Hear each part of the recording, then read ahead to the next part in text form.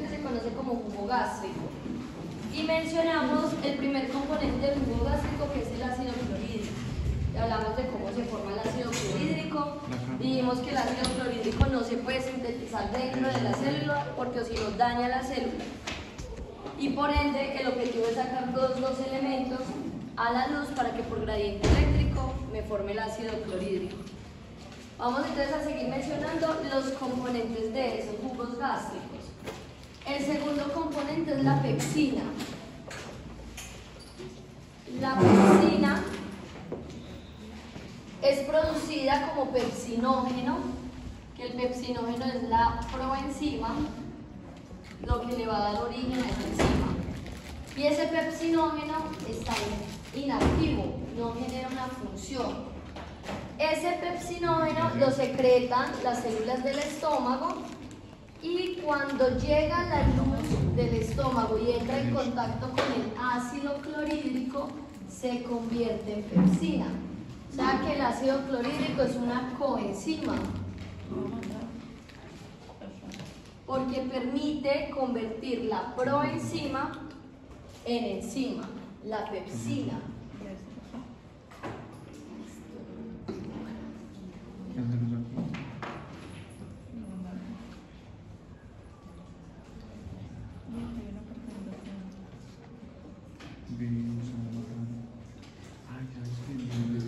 ¿Listo?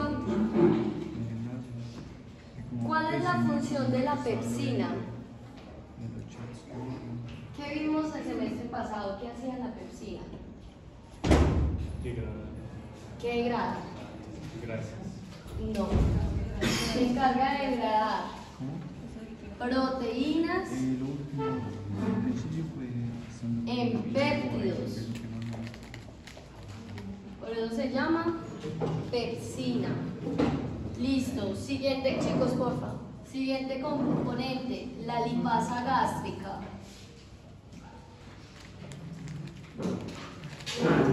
La lipasa gástrica es otra enzima que se produce en esos jugos gástricos, pero esa enzima pues tiene, como su nombre lo indica, lipasa, es la encargada de la degradación de los lípidos.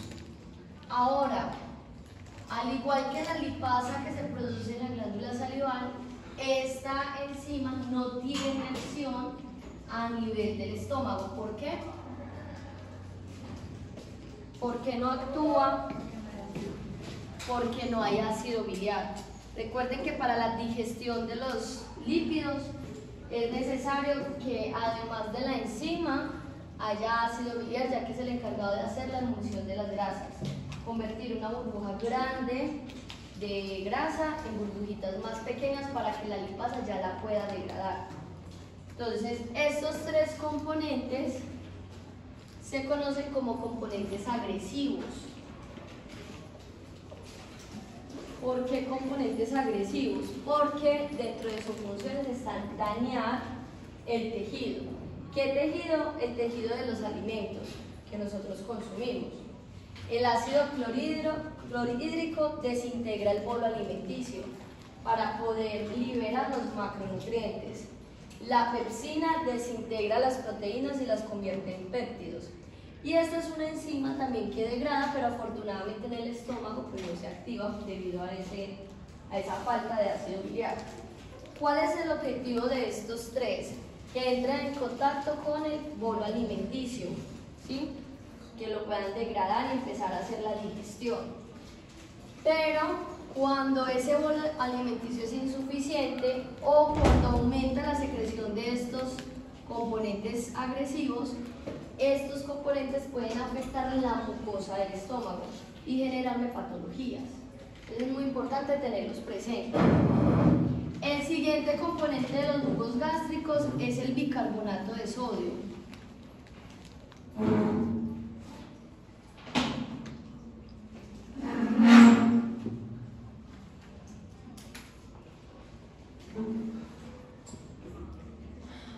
¿Qué es el bicarbonato de sodio? Es una molécula que está conformada por sodio y bicarbonato, es secretada por el estómago. ¿Y qué función tendrá?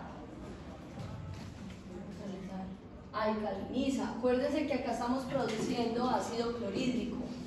Este ácido hace que el pH del estómago aumente o disminuya. Disminuya, se vuelva ácido.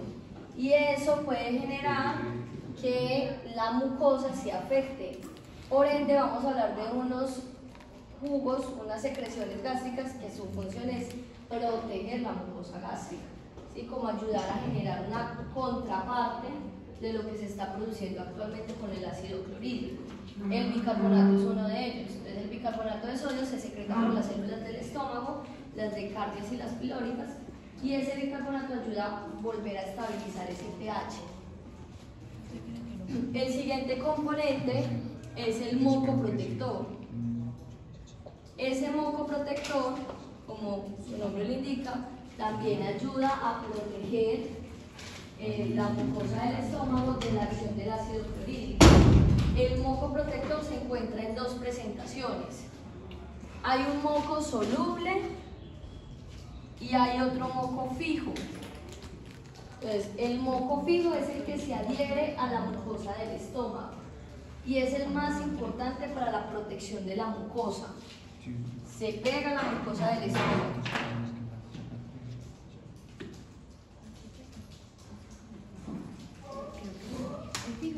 El fijo se pega a la mucosa del estómago.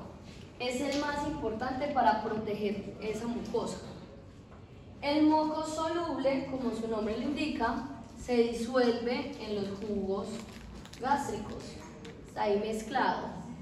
También ayuda a la protección, pero el más importante acá es el fijo, el que se pega en la mucosa.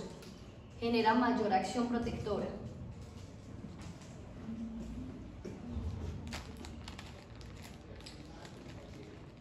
Entonces, estos tres componentes, bicarbonato de sodio, moco soluble y moco fijo, son secreciones protectoras. ¿Qué van a proteger? ¿El bolo alimenticio? No. El estómago, la mucosa del estómago. El objetivo es proteger la mucosa del estómago. ¿Listo? Y tenemos el último componente, que es el factor intrínseco. El factor intrínseco es un marcador molecular.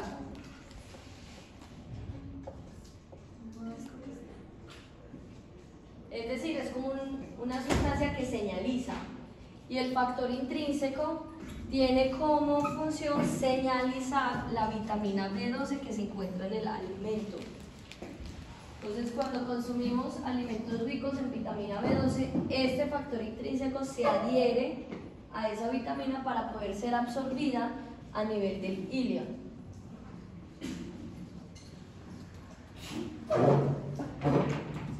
Estos son entonces los 6 componentes de los jugos gástricos. El estómago no solamente produce ácido clorhídrico. Ácido clorhídrico es uno de los componentes, pero es el componente más agresivo, ¿sí? Por eso, tanto el ácido clorhídrico como la pepsina son muy agresivos. Hay que proteger la mucosa para que la acción de ellos sea sobre el alimento y no sobre la mucosa. ¿Listo? ¿Dudas con jugos gástricos?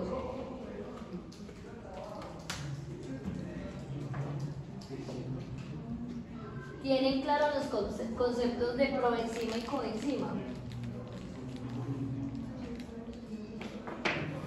Proenzima es como la enzima inactiva, lo que se va a convertir en enzima.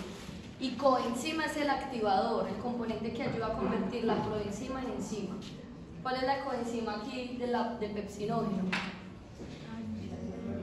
El ácido clorhídrico. Si no hay ácido clorhídrico, el pepsinógeno no se convierte en pepsina. ¿Listo? Y el pepsinógeno es la pepsina inactiva.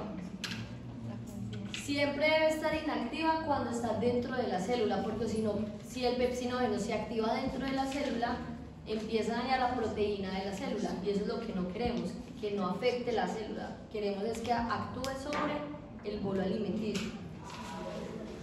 Ahora, en muchos casos, durante el proceso digestivo, estos jugos agresivos entran en contacto con la mucosa. Entonces, vamos a hacer un ejemplo. Tengo el estómago acá ¿Y aquí están las células parietales? Cuando se producen los jugos gástricos, ya mencionamos que el moco fijo se adhiere sobre esas células. Si por alguna razón ese moco disminuye y el ácido clorhídrico entra en contacto con la célula produce unas hormonas que activan un factor protector. Entonces vamos a hablar de la citoprotección gástrica. Cómo las células del estómago se protegen ellas mismas de la acción de esos componentes agresivos del jugo gástrico. Entonces la citoprotección se genera cuando la célula entra en contacto con uno de los componentes agresivos. El más común es el ácido clorhídrico. Cuando eso sucede, las células producen dos hormonas, la prostaglandina E2-alfa y las prostaciclinas.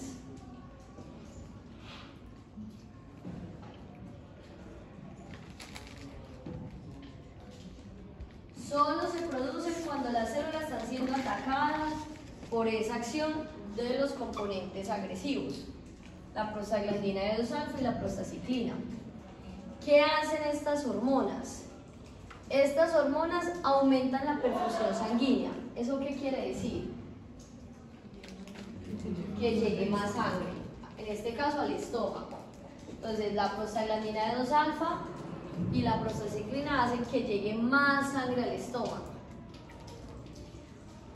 También hace que se estimule la producción de moco protector. ¿Para qué necesitábamos que llegara más sangre? Para que las células que producen el moco protector tengan herramientas y puedan sintetizar más moco protector, porque por alguna razón ellas se quedaron sin ese moco.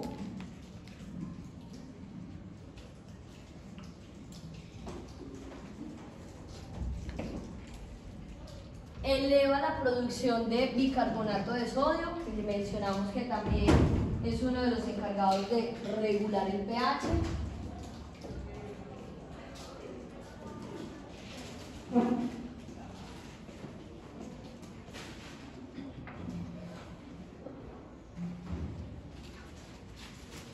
Favorece el recambio celular y la reparación de tejidos, entonces favorece a que las células dañadas sean eliminadas, recambio.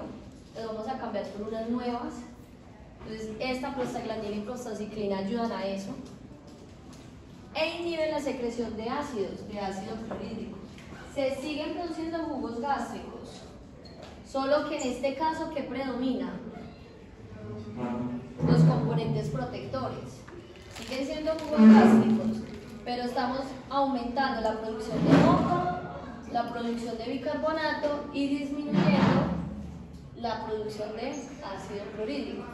¿Con qué objetivo? Con el objetivo de proteger las células del estómago, porque por alguna razón estas células se quedaron sin el moco y por ende están entrando en contacto con los componentes agresivos. Eso es una acción inmediata, por decirlo así, porque se da durante el proceso digestivo. No se da como en el caso de la hormona del crecimiento cuando estamos dormidos ya la reparación, sino que se hace inmediatamente para poder continuar con la función digestiva. ¿Listo? Citoprotección gástrica. Cómo las células del estómago se protegen cuando están siendo atacadas por la misma secreción de ellas, pero por los componentes agresivos. Entonces, hablemos de las integraciones clínicas.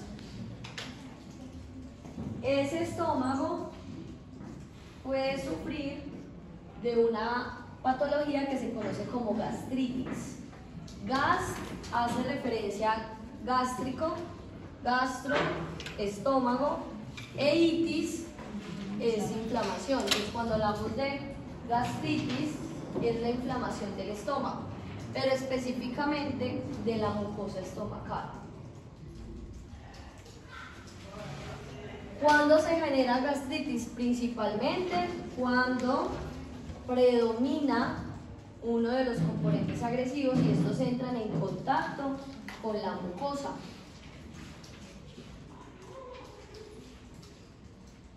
Las gastritis son precursoras de las úlceras, que es la siguiente patología que vamos a mencionar, las úlceras gástricas.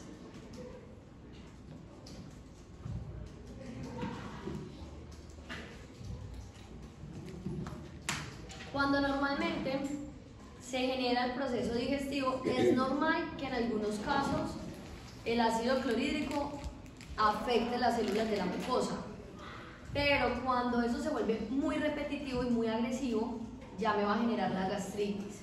Y cuando la gastritis se mantiene, me puede generar una úlcera. Resulta que el sistema digestivo, como está gobernado por el sistema nervioso, empieza a coger unos hábitos. Siempre el sistema nervioso, para economizar energía, genera hábitos, cosas que son que se vuelven como recurrentes. Cuando hablábamos, por ejemplo, de los movimientos, ya me olvidé un tema que hablamos de movimientos voluntarios, que unos se hacían de manera inconsciente y otros de manera más consciente, pues no me acuerdo cuál era la palabra que se utiliza. Sí, como los automatizados, pero tiene otro nombre. Que habíamos dicho que había unas neuronas que hacen que uno genere movimientos voluntarios de manera automática, caminar. Yo no tengo que estar pendiente qué músculo mover, nada, sino que yo lo hago automáticamente. Siempre el sistema nervioso automatiza las cosas. Algo que se hace muy repetitivo es comer. Entonces, cuando nosotros generamos hábitos alimenticios, desayunamos siempre a esta hora, almorzamos a esta hora y comemos a esta hora, a esa hora exacta el estómago ya sabe, por medio del sistema nervioso, por esos hábitos, y empieza a prepararse para la producción de los jugos gástricos. Pero si justo ese día no comemos, pues entonces esos jugos gástricos van a actuar ¿sobre qué? Sobre la mucosa, entonces nos da gastritis. Y si eso se vuelve repetitivo, por ejemplo, se genera mucho en los estudiantes de universidad, porque por los cambios de horarios a veces no almuerzan a la hora que es, y venían acostumbrados del colegio a almorzar siempre el mediodía. Esos cambios hacen que el estómago vaya generando una gastritis y que esa gastritis se evolucione en una úlcera. Entonces, por eso es muy importante mantener los hábitos. Entonces, si acostumbramos el cuerpo a comer a una hora, tratar de comer a esa hora para evitar que se me generen estas alteraciones. La siguiente patología es la úlcera gástrica. ¿Qué es una úlcera? Es una pérdida de la continuidad. Es algo que es totalmente liso, por alguna razón perdió una partecita, entonces tiene una úlcera, una depresión, una pérdida del tejido. Estamos hablando de la úlcera gástrica, entonces hay una pérdida de la continuidad de la mucosa. Y esto también se da por el predominio de las sustancias agresivas, porque las sustancias agresivas están atacando la mucosa en vez de actuar sobre el bolo alimenticio. En muchos casos, esas úlceras también se pueden encontrar en el intestino. El intestino no produce moco protector, ni el duodeno, ni el yeyuno, ilio, nada de eso produce moco protector. Por eso es tan importante la producción de la secreción hidrolática del páncreas y de la secreción hidrolática del hígado. Acuérdense que la secreción hidrolática es una secreción rica en agua y bicarbonato. Entonces, cuando el páncreas y el hígado llevan esas secreciones al duodeno y pasa el quimo, eso ayuda a amortiguar. Pero si no comemos bien, no nos hidratamos correctamente, en la hidratación en los alimentos no hay electrolitos adecuados, la llegada de esa secreción hidrolática va a ser insuficiente y por ende el quimo va a poder lograr alterar la mucosa intestinal. Entonces se pueden generar úlceras intestinales. Entonces, también pueden ocurrir a lo largo del tracto digestivo, principalmente en el duodeno, porque la capa de moco en el estómago no está desarrollada. Ven, este órgano no está desarrollado como en el estómago, ellos no producen moco protector. Ellos solamente se protegen es por la secreción hidrolática, por esa marea alcalina. Entonces acá tenemos fotos de endoscopias de estómagos. La primera que se encuentra en la parte superior izquierda es una endoscopia de un estómago sano, donde se ven los pliegues. Esos pliegues son característicos por la musculatura circular, ¿sí? Entonces se observan los pliegues, se observa una mucosa brillante, rosada, sin alteraciones ni cambios de color ni de la forma. En la siguiente imagen, la que está en la parte superior derecha, vemos un estómago con gastritis, donde la mucosa está inflamada, tan inflamada que no se observan los pliegues, ha llegado mucho líquido, se forma un edema en la mucosa y este se estira por la inflamación, edema caliente. Y además observamos unas manchas de color rojo, que es como un sangrado a nivel de la submucosa, a eso se le llama eritemas. Entonces eso se genera por la inflamación, por la gastritis. Y en esta parte observamos es una pérdida de la continuidad, como un raspón en la mucosa del duodeno. Entonces es una úlcera gástrica, y es una úlcera gástrica activa, porque aquí se observan coágulos, es decir que hace poco tuvo un sangrado. Y por eso habíamos hablado en las hemorragias, cuando hablamos de anemia por pérdida, que una de las causas de anemia por pérdida es las úlceras, porque, y más las gástricas e intestinales, porque son mucosas que están en contacto de sustancias agresivas que si ya alteraron esto, posiblemente puedan volver a generar daño y van ocasionando estos sangrados y llevan a esa anemia. Ojo que las úlceras gástricas son precursoras del cáncer, ¿sí? Cáncer de estómago, cáncer intestinal. Entonces hay que estar muy pendiente de nuestros pacientes. Otra causante de estas gastritis y de las úlceras, además de la inapetencia, como el no comer a tiempo, es esta bacteria que se conoce como Helicobacter pylori. El Helicobacter pylori es una bacteria que se encuentra comúnmente en la saliva de los humanos y se transmite entre humanos por contacto de saliva a saliva. Esta bacteria lo que hace es ingresar al estómago. Entonces acá lo que tenemos es la mucosa del estómago, las células parietales, estas son las células productoras de moco, y estas bacterias destruyen esta célula, entonces se deja de producir moco, y además producen unas toxinas que van degradando el moco protector, el moco fijo. Función del moco fijo, que el ácido clorhídrico no entre en contacto con la mucosa. Cuando tenemos Helicobacter pylori, esta bacteria daña la célula, daña el moco que se ha producido en ese momento, entonces el ácido clorhídrico puede entrar en contacto con las células generándome la gastritis. Como les comenté, el Helicobacter pylori se transmite por contacto directo con saliva a saliva, cuando se comparten bombones, cucharas, en los besos, y por ende también se transmite a los animales. Es una bacteria comúnmente conocida en humanos, pero se han reportado casos de caninos con Helicobacter pylori por transmisión del propietario al cachorro o al animal. Entonces, cuando tengamos pacientes con gastritis continua, muy repetitiva, hay que sospechar de que tenga de pronto Helicobacter pylori, ¿sí? Es una de las bacterias causantes del cáncer de estómago, debido a lo que les mencioné, de la gastritis evoluciona a úlcera y de úlcera evoluciona a cáncer. Listo, ahí terminamos estómago. Entonces de estómago nos vamos para duodeno. Entonces, si nosotros hablamos de los pasos del sistema digestivo, tenemos que en el sistema digestivo primero se agarra el alimento,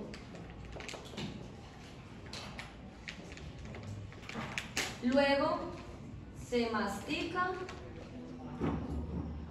y se ensaliva. Entonces se forma el bolo alimenticio. Esto se llama reducción mecánica. Entonces cambiamos de una partícula grande a una partícula pequeña de manera mecánica, masticando. Luego pasamos al estómago y hacemos una digestión química, donde por medio del ácido clorhídrico transformamos químicamente ese bolo alimenticio en quimo. ¿Qué es el quimo? Es un licuado, como coger el bolo y meterlo a una licuadora, entonces que me quede ya desintegrado el bolo alimenticio. Eso es lo que hace el ácido clorhídrico. Además, pues ahí tenemos alguna acción enzimática, la pepsina. Pero en el duodeno es donde se hace la mayor participación de la digestión enzimática. En la digestión enzimática, nosotros convertimos un macronutriente. ¿Cuáles son los macronutrientes? Proteínas, grasas, lípidos y carbohidratos en su porción asimilable. ¿Cuál es la porción asimilable de las proteínas? Aminoácidos. De los carbohidratos, monosacáridos. Y de los lípidos, los ácidos grasos. Entonces, esa función se va a dar en el duodeno. Entonces, pasamos de estómago a duodeno. Y para poder lograr esa función necesitamos enzimas. Enzimas se producen entonces en esta parte en dos órganos, en el páncreas y en el duodeno. Pero recuerden que el duodeno no produce moco protector y que va a llegar una secreción, un quimo, que es ácido. Entonces, antes de que llegue el quimo, debemos preparar el duodeno para recibir esa sustancia ácida. ¿Qué es lo que debemos tener en el duodeno? Una sustancia alcalina que me logre amortiguar el ácido que va a llegar del quimo.